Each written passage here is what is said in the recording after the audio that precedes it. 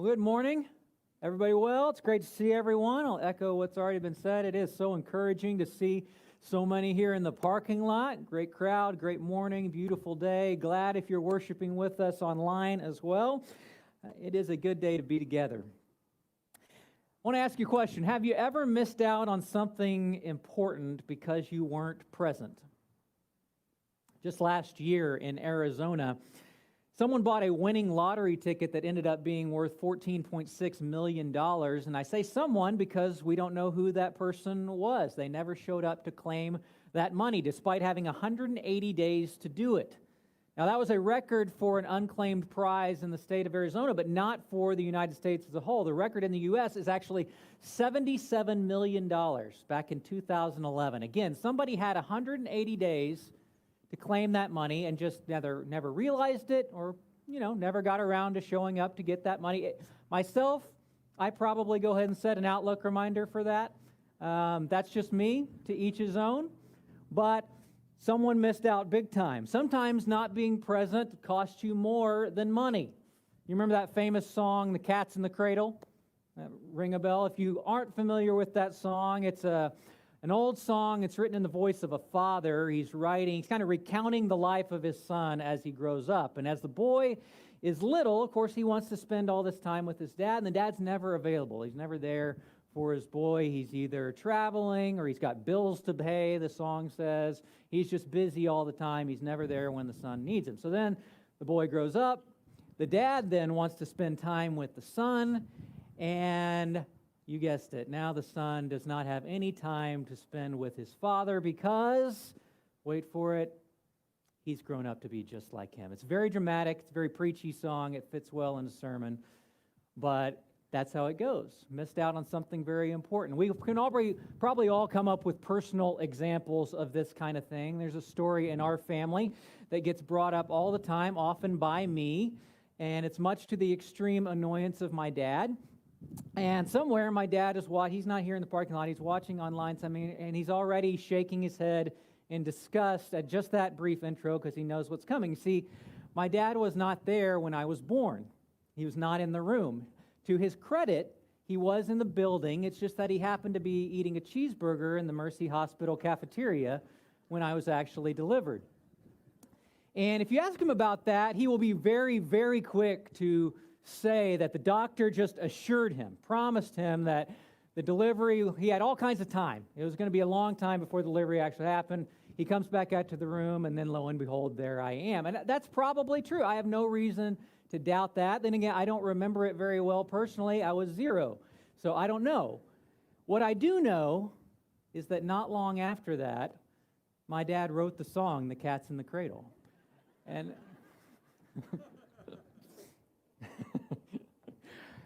you should ask him about that he loves to talk about it, so definitely bring that up. Ask him about it the next time you see him.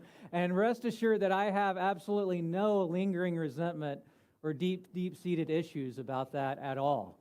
Just none. I mean, who doesn't love a good cheeseburger, right? So I don't blame him one bit.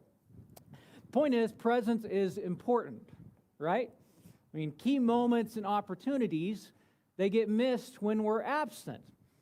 Now, certainly that's a truth that you can apply to an unhealthy degree. What's FOMO? Someone just say it out. FOMO. Fear of missing out. Kind of a popular acronym these days. And so it is really true. People can develop real anxiety and even compulsions in their fear of missing out that lead to unhealthy behaviors. And that's not what I want to talk about this morning. I don't want to promote obsessions with being present for everything all of the time. That's not what we want to talk about this morning. I simply want to talk for a few minutes about how, as a general rule, there is power in our presence. And I think that's especially true when we talk about missions. Last week, Phil kicked off a 3-week series that we are calling Disruptive Witness.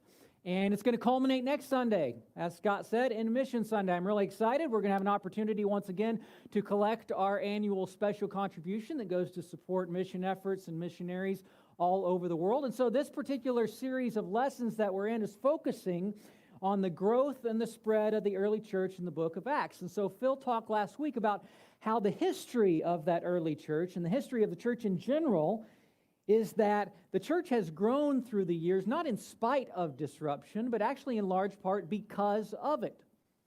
That God moves both amidst and through times of great disruption. So we were challenged personally last week to examine our own motivation for missions.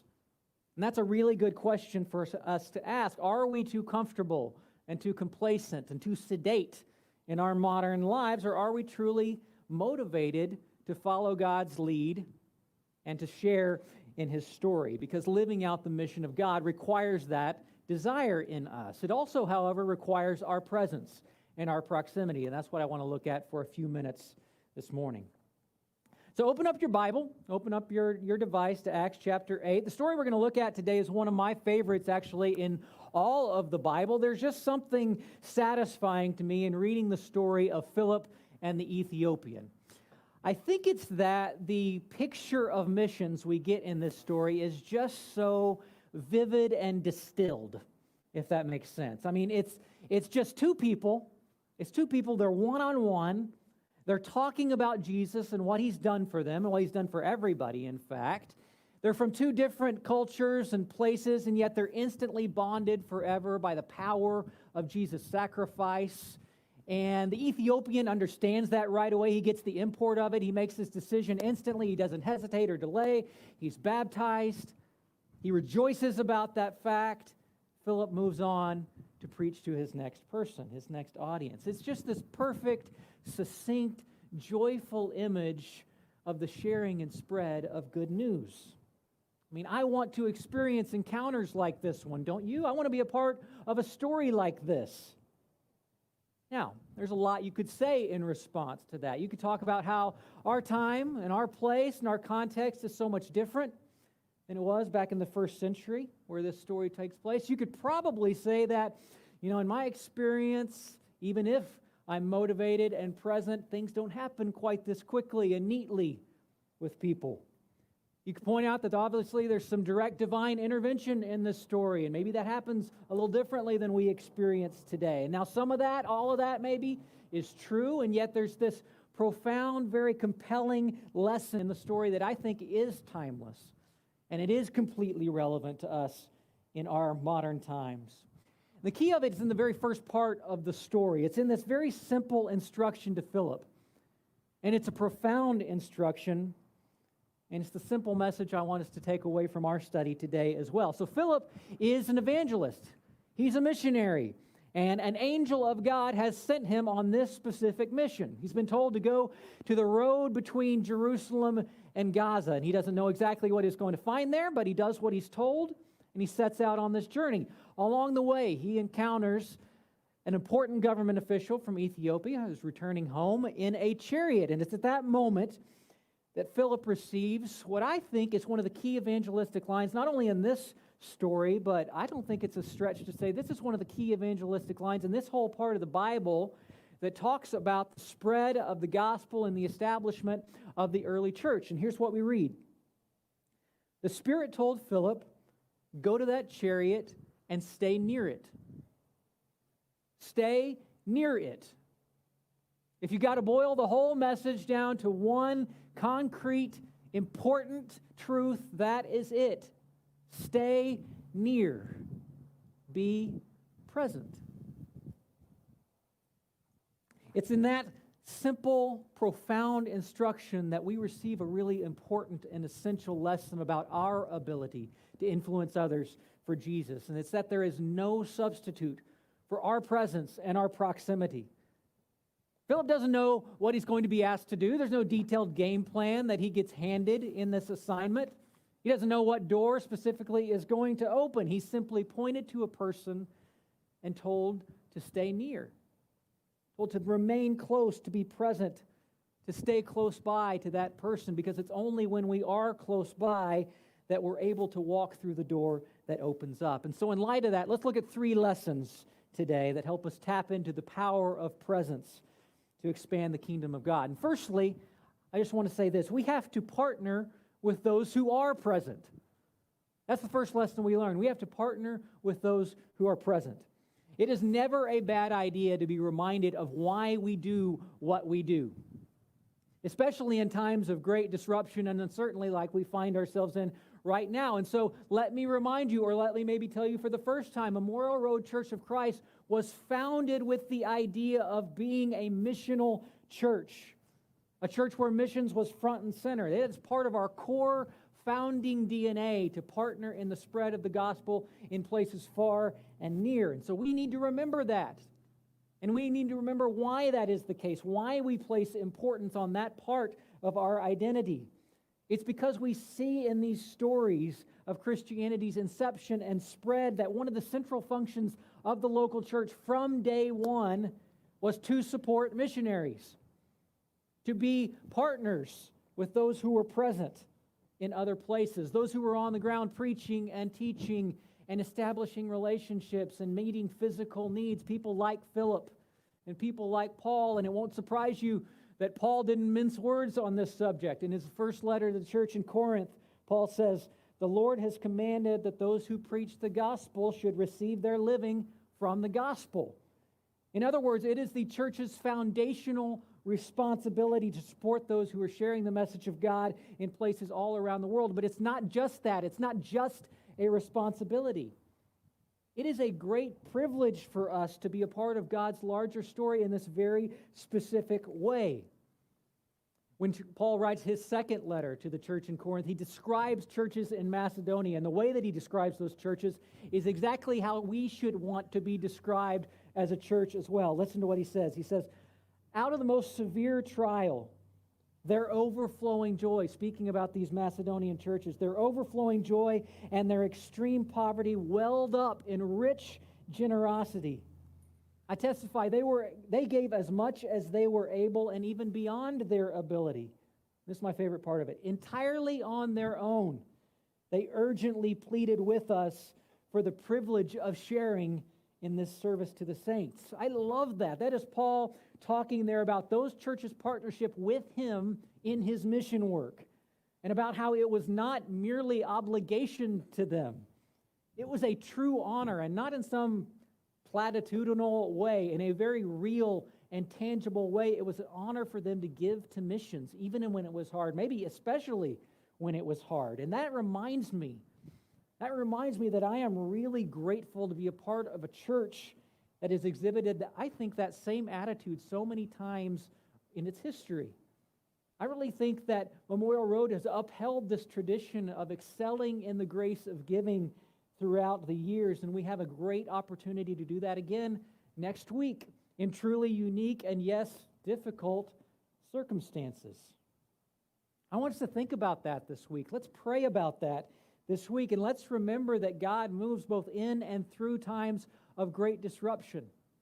And let's remember that we have men and women present in places all over the world, standing ready to walk through doors of opportunity that will be unique to this moment in time. And it is our honor, it is our job as a church to joyfully support and encourage that presence. And so I want to get practical with you for just a few minutes if I can. We've got some great ways to do exactly that in the next few days. John Wilgus and Phil talked a little bit about this last week. I want to share some additional detail with you. First of all, obviously, we are going to be collecting our 18th annual Mission Sunday special contribution next Sunday, September 27th. And there are several ways that you can make that offering. You can do that right here in the parking lot. If you're worshiping with us, we're going to have some Mission Sunday giving stations, baskets set up around the parking lot. So you can actually bring a physical check or cash or whatever and put that in those offering stations. You can do that here in the parking lot. You can always give online. mrcc.org/Mission Sunday has a special give button already set up, so you can do that anytime. And by the way, that's also where you can see our full list of items that we'll be supporting in this year's Mission Sunday contribution. We're not focusing as much on a specific goal this year. God's going to bless what you give in these times, but you can read about all of the many works all around the world that we'll be supporting in your giving next week, so you can do that online. You can bring your offering by the church building this week. You can mail it to 2221 East Memorial Road, or you can give your offering at our reverse parade, which will happen right after our worship. Come on up. Even if you're not worshiping in our parking lot with us tomorrow, we will have giving stations set up, in our reverse parade, so drive on up from 9:45 to 10:30. I'll talk a little bit more about this event in just a moment, but we'll have offering stations at the beginning and end of that parade route. However you do it, I hope that you'll be thinking about and praying about what you can give this week. Beyond that, though, we are offering multiple opportunities in the coming days to connect with and learn from and encourage our missionaries and missions partners in the coming days. Starting this afternoon, today, we have got a whole bunch of Zoom calls set up all throughout this week with our missionaries and our missions partners. This is going to be a really great and easy way for you to see the faces of the people that we support, that we are helping to do their work in places around the world, to hear what that work is like, to hear what life is like in their part of the world in these strange times, and just to encourage them by letting them know we're here and that we care about them, that we love them, and we appreciate what they do very much. And so it's really simple. Again, that same address, mrcc.org/Mission Sunday, or you can go to the MRCC app. You will find a link to a page of Zoom calls, a Zoom call schedule. And it'll have the date and the time and the Zoom link that anybody can join. These are open for anyone to join.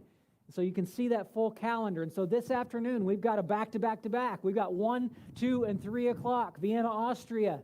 We've got the Duttons in Campinas, Brazil, and we've got our partners, Health Talents International in Guatemala. I hope you'll join us starting today, and then it just rolls forward from there. Pretty much every day this week, we've got calls with Kenya and New Zealand and Ghana and Croatia and a lot more. And so I hope you'll make a point to do this. I know there's some Zoom fatigue out there. I get it. But this is important. And this is an easy way to hear more about what God is doing in different parts of the world and be an encouragement to the people that we partner with that are present in places all over the world. I really hope you'll make time to join several of these, maybe all of them. Go for the complete set. But it's going to be a good way to do that this week. Hear stories of how God is working in their part of the world. And then, like I mentioned just a minute ago, next Sunday, I'm excited. After worship, we are going to have a reverse parade. We're going to have a bunch of missions displays right back over here, kind of on the north side of the main building, along the west side of the summit. So you'll get in your car, you're going to drive through that. We're going to have big screens and live connections with our missionaries so that you can wave and say hi as you drive by. They can do the same thing for you as they see you drive by. You may want to put a poster up. Say hi. We've got some samples of this. Our children's ministry has been making these this past week. We've got some extra supplies and instructions up here, so go grab a poster kit on your way out of the parking lot. Anyone can do it. Bring those back next week and make some signs to hold up for our missionaries next week. I think it's going to be unique and fun. Our youth group's going to be helping out. Our teenagers are going to be doing some fun things for the cars as you wait in the line to go through. Yes, it's going to take a little bit longer to get out of the parking lot. So what? This is for a good cause. It's going to be fun, and it's going to be a great way to encourage not only us about all of the different people and places we support, but to encourage our missionaries as well. Let them know we care about them. So make some extra time next Sunday morning to drive through our reverse parade. And even if you're not here with us here in the parking lot, come on up afterwards, 9:45 to 10:30. That's why we wanted to do it as a drive-through, so anyone can join us in your car. Just come on up and be a part of that. Okay, that's a lot of information, but that's a lot of really good ways that you can jump in and get involved. Let's get back to what it's all about. Why all of this detail? Why all of these plans and preparations? Why do we partner with those who are present?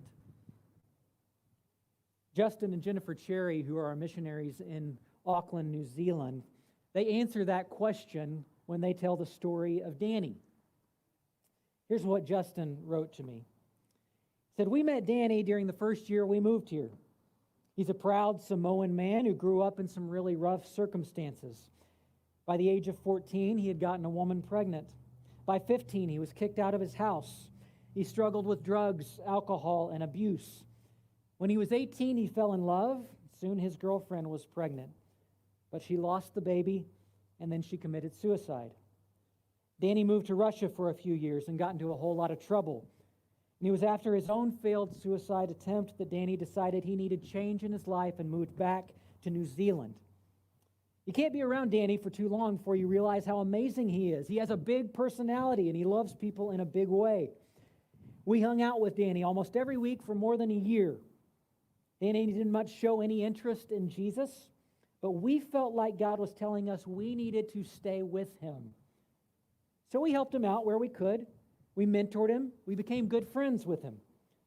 Now, Danny's the type of person that will help you out with anything. And as a big Samoan man, he's definitely the kind of person that you want on your side in messy ministry situations. But still, 1 year in, and he had no desire to hear more about Jesus. But we felt God saying, be faithful to the people I have put in your care. Now, let me stop there for a second. That is the story of someone who is staying near to the chariot.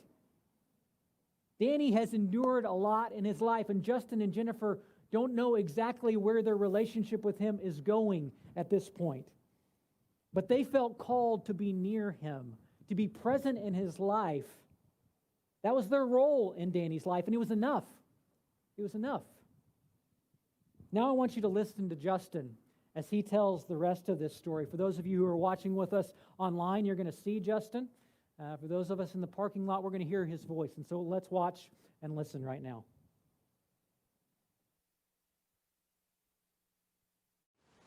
Well, a year after knowing Danny asked us if we'd meet him for brunch one morning. So we showed up on a Saturday morning, meeting Danny for brunch. We sit down to order our food, and Danny says, well, congratulations. And we said, well, what for, Danny? He goes, well, for 1 year I've been testing you. To which shocked us. We had no idea we were being tested. He said, for 1 year, I've listened to you and I've watched you, and I wanted to know, do you really believe this stuff about Jesus you're talking about? And when you told me that no matter if I decided to give my life to Jesus or not, we would still be friends and we'd still hang out. And I just wondered, was that actually true? Well, he goes, for 1 year I've been testing you, and I can say, you guys are the real deal. So congratulations, you passed my test. Now can we study the Bible?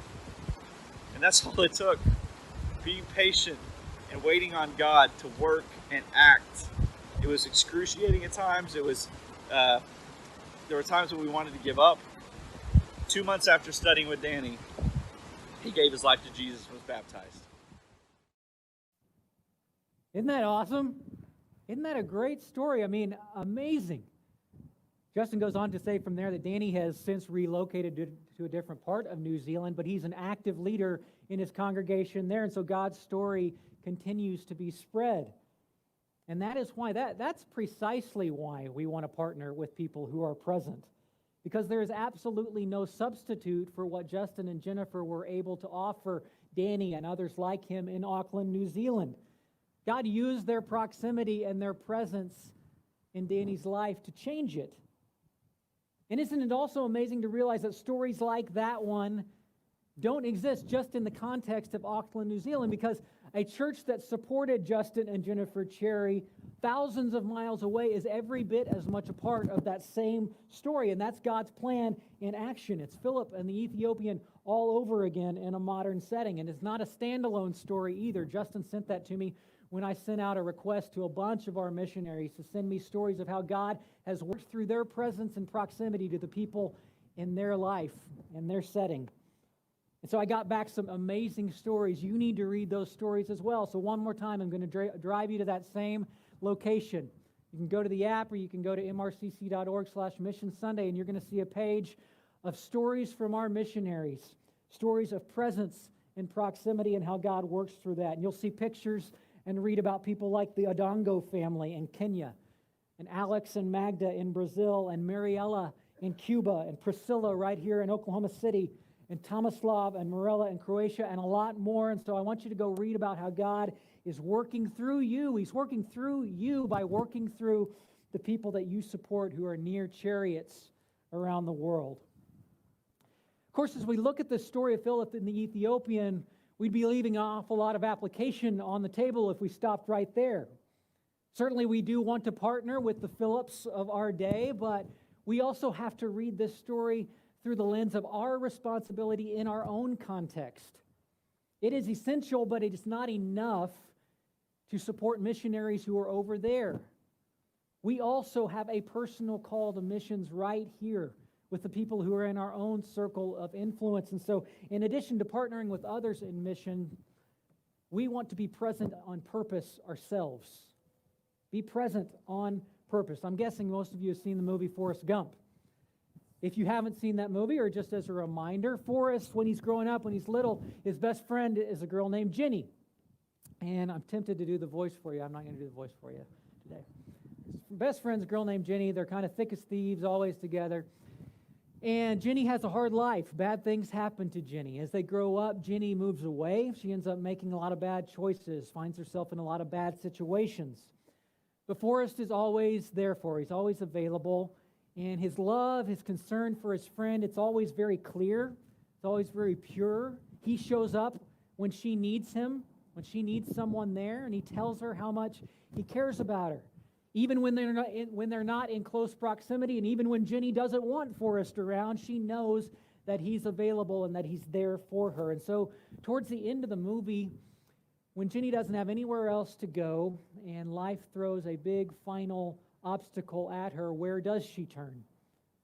Well, she goes back home to Forrest because she knows beyond the shadow of a doubt that there's one person who will always be there, who will always be available and ready to meet her wherever she is, and that is the power of presence. I want to put it in the form of a question that every single one of us can ask ourselves today. Whose chariot are you staying near?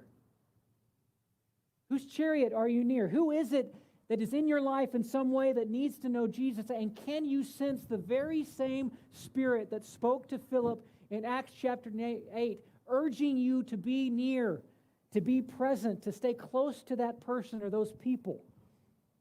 We all know, especially in 2020, that when we talk about being near, that doesn't necessarily mean physical proximity. Yes, that's the ideal in most cases, but if this year of disruption has taught us anything, it's that there are multiple modern and creative ways to stay near to people. Calls and Zooms and notes and texts and drive-thrus and care packages and all kinds of things. And yes, those are imperfect substitutes most of the time, but they also let our ability to be near people extend beyond the normal and traditional borders. And since we know that the story of Christianity shows us how God's kingdom can thrive in times of great disruption, well then our presence in people's lives is more important than ever, even if we have to lean into some different ways of doing that. Point is, however it happens, we are called to stay near to the chariots that God has placed in our path. And maybe in doing that, you're just like Philip. Maybe you don't know exactly what comes next. You don't know what door might open. You don't know what circumstance might occur that presents a unique and natural opportunity to have a conversation about faith or about God. I mean, you may get an immediate and very clear opportunity to have a conversation with someone about Jesus and see results from that right away. You may never get to see that person turn towards God, but you also know that those things are not in your control. Those things are not your job. Your job is to be present. And you know you can do that. You can make sure that other person knows beyond a shadow of a doubt that you are near and you're available and you're a friend no matter what. That presence comes without caveats or without conditions. You're not there for the stats. You are there to represent God well. And the cool thing about it is that even though truly missional presence is not transactional in any way, the cool thing about it is that it's exactly that kind of presence, that nearness, that is going to afford us the natural chance to talk about Jesus. And that's really the final lesson for us to take today from this story. Missional presence positions us to talk credibly about Jesus. Philip followed a very simple instruction to stay near a chariot. He didn't know for how long. He didn't know what he would need to do after that, but he was there. And he was present in the life of a man who happened to be curious about God's word. And when Philip saw that, he was quick to see the opportunity that God was giving him, and he acted on it. He didn't hesitate. He asked if he could be helpful. He climbed up in the chariot at the man's invitation, of course, and he talked about Jesus because Jesus is good news, and God did the rest from there. Philip was able to baptize that man along that very road. We have to want to be present in people's lives so that we can be an influence for them for Jesus. We can do that by partnering with those who are present in other places, and we can be present on purpose. we can place ourselves near to a chariot, present for the person we're alongside no matter what, but always ready to climb up and to talk about Jesus.